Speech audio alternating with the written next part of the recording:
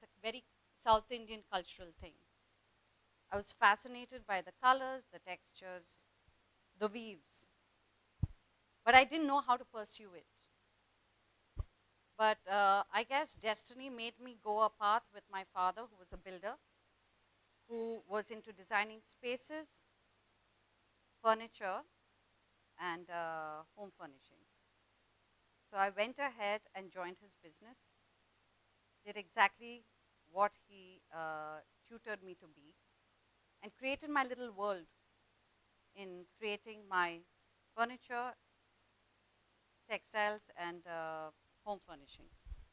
By the way, my name is Shubha Rao. I own a little company called a Web of Yarn, which deals with weaving textiles, and also we design interior spaces for clients. Anyhow, coming back to what I was saying, uh, one of my projects with Google India got me to meet a lady from the US who asked me to help her start a high-end boutique, which I did, and various clients also helped me to get motivated and empowered in the journey of wanting to, for me to want to pursue more and more into textiles. So in my journey, I met this particular man who introduced me to a particular textile called Ahimsa silk. Now, what is Ahimsa silk or peace silk? He said Ahimsa silk or peace silk. So I asked him what that was. So Ahimsa silk or peace silk is silk produced without killing any silkworms. So I did a lot of research on it, bought myself 500 grams of the yarn right away, and called up my weavers in Madhya Pradesh and said, let's try out how this is going to churn out. How is the feel of Ahimsa silk? How is it different from the filature silk that is available in the market? So therefore, we went ahead, got into the weaving of 1/2 meter. The luster was incredible. The feel of the fabric was much lighter. Sorry. Anyhow, so I was pretty keen and I was sure that I wanted to just stick with this and go ahead with producing Ahimsa silk, hand woven saris and yardages. But then I had many constraints. In the meantime, I was thinking about how to market. I can create a product, I cannot market it. That's not my forte. Besides that, when the 500 swatch was made from my weaver, I was thinking about the next step of the dyeing process. Now, because it's Ahimsa yarn, I did not want to create the saris or textile using chemical azo-free dyes. I wanted the entire product to be completely Ahimsa, completely pure. So thankfully, I found another lady in Kerala who advised me and said that she was accepting to go ahead and help me out with the natural dyeing process. So I was very clear that, and it was a clear sign for me that, okay, I'm on the right track, I'm on the right track. Because basically I'm a woman who follows everything through her instincts. It's not practicality, it's instincts. So we didn't know how this Ahimsa yarn would take into the, what do I say, boiling of water, which is mandatory. It's a part of the dyeing process. I said, let's try it. Though Ahimsa yarn itself is 3 times costlier than filature yarn. And I said, let's try it. I did not divert my money from my business. I put in all my savings to buy the entire lot of yarn. And I said, let's try it. Well, that happened too. It was a success. We didn't have any wastage. The filaments didn't break in between. So the only thing that was left here was producing the actual saris, which happened in the course of time. Now, my main issue was marketing.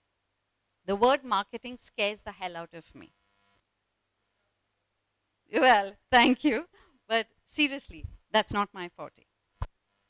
Anyhow, so all I could do was put up storyboards, make posters, and call my clients on my mailing list, but I wasn't sure how they would accept the. I was fine. I was very happy with the weaving, but I was not 100% sure of how they would react to natural dyes, because natural dyes, you don't have the bright colors that you see normally Indian women are used to wearing, right?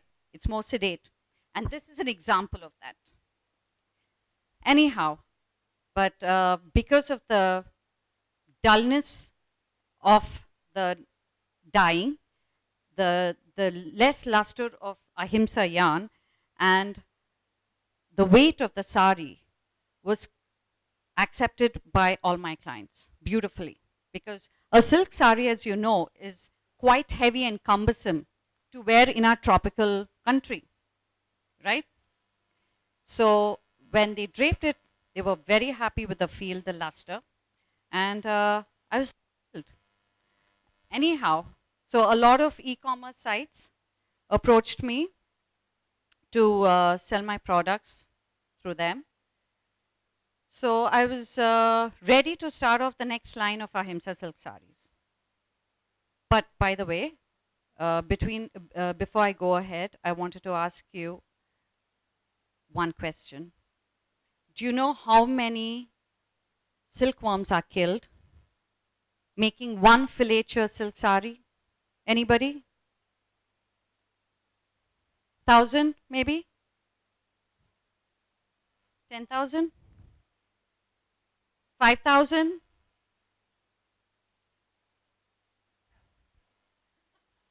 Right. Yes, it's 6,000 silkworms that are killed in the making of one single filature silk sari. Sorry? Filature is the commercial silk that is available in the market, as opposed to ahimsa silk or pea silk. Anyway, so where was I? So I was ready to conduct another session, another line of ahimsa silk saris. And I also wanted to introduce 100% ahimsa silk saris with natural dyes combined with organic cotton handspun khadi. So the feel, the texture is different. So you're constantly innovating something new. Anyhow, my weavers this time said the filament of ahimsa is way too complex and they don't want to do it. It was too challenging for them. They said, okay, the first time we did it, but next time I'm not going to do it right now. Why?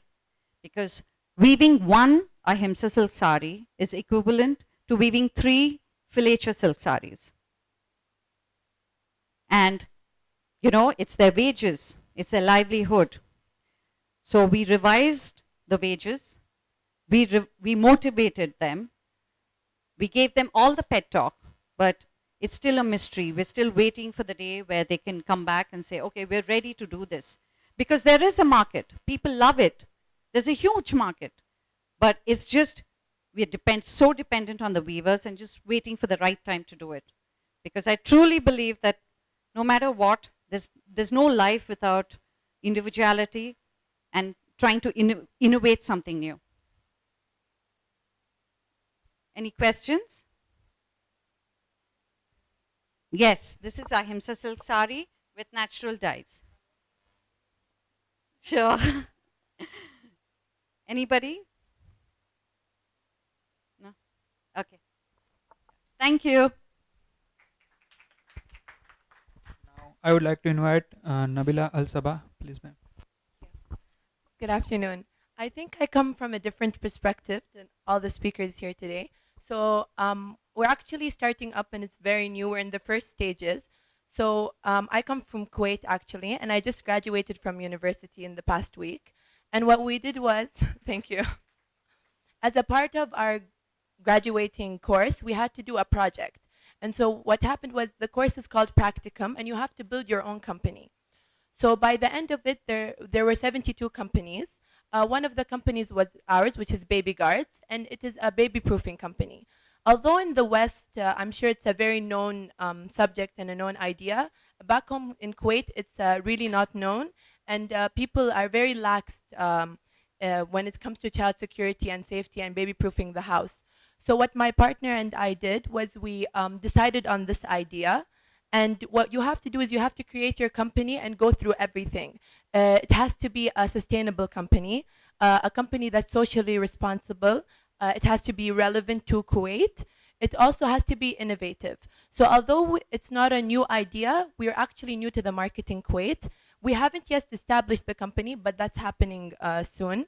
But what happened was we actually had our first round of judging, and out of the 72 companies, we got chosen as top 15, and then we also moved up to top 5.